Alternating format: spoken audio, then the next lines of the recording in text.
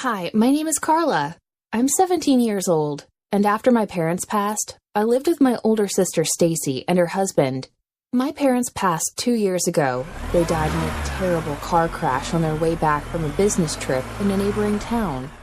They co-owned a big corporate business they ran together, and they had really gone on to make names for themselves. I was devastated when I heard the news. My relationship with my parents wasn't like most teenagers. Other teenagers fought and squabbled with their parents at every opportunity. Me? I had a different life. Both my parents were two of my best, if not my best friends. We went out to the movies and to restaurants together. We played and had fun like a regular bunch of teenage friends. Of course, they were stern when they needed to be, but every time they were, I knew that I was in the wrong. So, you can imagine how devastating it was to hear the news on television one night that the two business moguls, who were my parents, had died in a terrible car accident on their way back from a business trip. My best friends were gone.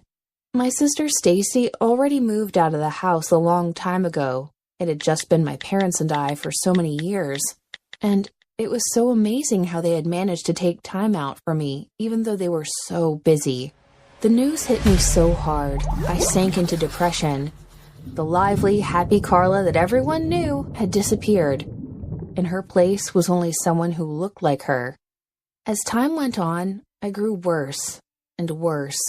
I started to withdraw completely from my friends, and I refused to speak to anyone.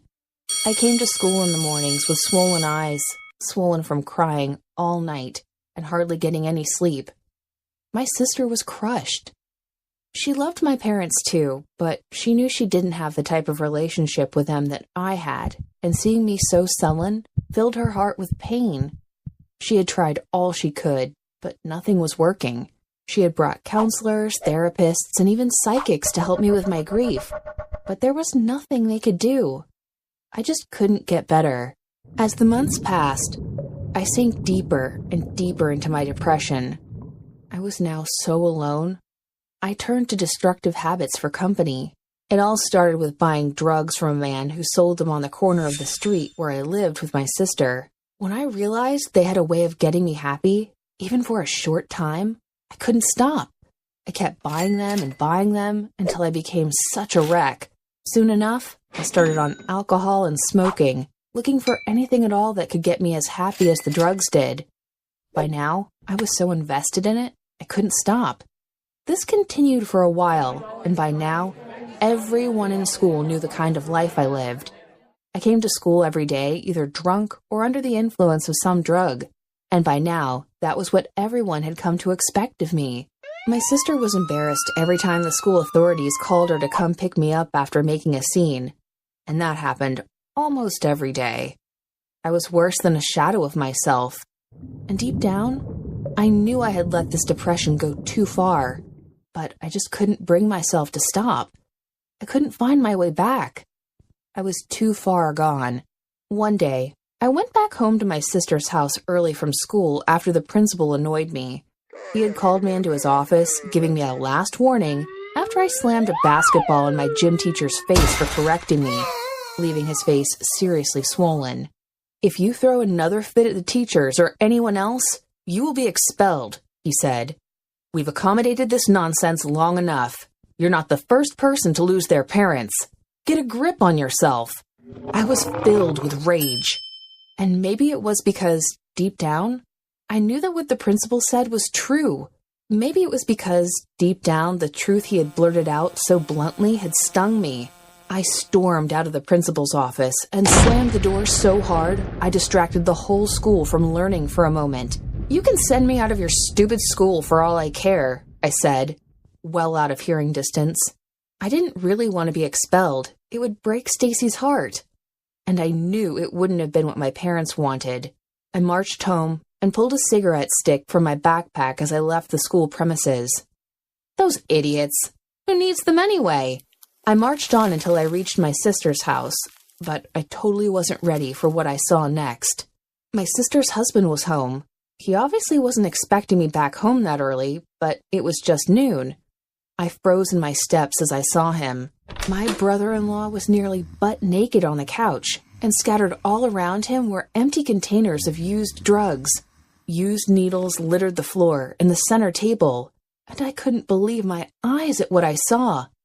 My sister's husband used drugs too? When did he start?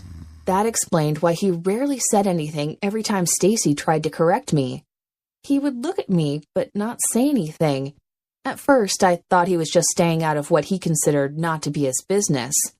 I couldn't think straight after realizing this. Eventually, I got myself together and walked away to my room, looking away from him. All kinds of thoughts flooded my head all at once. Was I going to tell Stacy what I just saw? What if she left him? What if he was only battling with something terrible like I was, and the drugs were his only way of escape? No, I'm not going to be sympathetic. This could come back and haunt me and my sister later. It was decided. I couldn't wait for Stacy to get back from work. I had to tell her. As I was upstairs in my room waiting for her, her husband came knocking on my door. My heart pounded. "Go away," I said. "I don't want to see you." "I can explain," he said. "Please, don't tell Stacy. I used to be unable to quit drugs before I met your sister, and when she found out, she said she couldn't be with me if I didn't stop. I pleaded with her to stay, that I would try my best because I really loved her, and eventually she helped me through rehab. I was free until you came along with your drugs, alcohol, and smoking. Then all of a sudden, I found myself craving to use drugs again. I battled it for so long, but 3 days ago, I couldn't take it anymore. Please don't tell Stacy. This could be our little secret. See, I brought some new drugs for you to try out. Come on, you'll love it." Now I was offended. There I was trying to get free, and Stacy's husband was trying to take me deeper in. Any thoughts of covering up for him immediately disappeared. When Stacy got back, I told her what I had seen. I told her I had seen her husband nearly butt naked, surrounded by empty containers of drugs and used needles. I told her that her husband had been using drugs. Stacy shot one look at her husband, begging him to deny it, and when he didn't, she exploded in a rage. Stacy was so mad and upset. I had never seen her like that before. She was screaming, crying, and yelling so hard. I knew by then neighbors already heard and knew what was going on.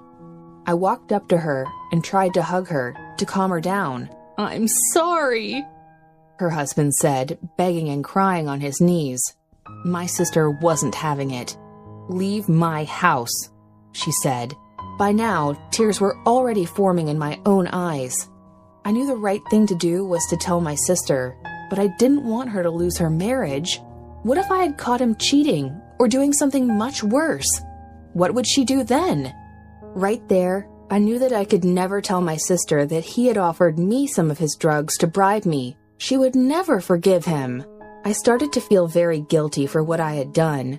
I only imagined that my sister would make him go seek help or something, not send him away completely. It probably hurt her more because she thought he was already done with drugs for good.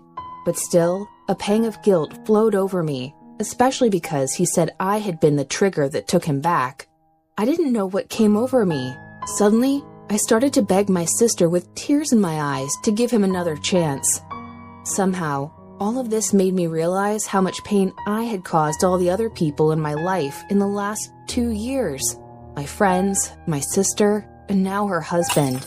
I was secretly begging for another chance for myself, to make things right, to try to repair all the damage I had done to everyone around me. Stacy looked at me beg so passionately, and compassion filled her eyes. She told her husband to leave, but that he could come back once he had sought help. I sighed deeply and hugged her, tears flowing down my face. This was a second chance for me too, and we would have to have our secret after all. Stacy must never find out that her husband offered me drugs, or else their marriage would be over. A few months have passed, and now I'm back to being the old Carla again. Stacy's husband, too, is doing great, and he's almost ready to be back at the house. Pretty soon, we'll be one big happy family.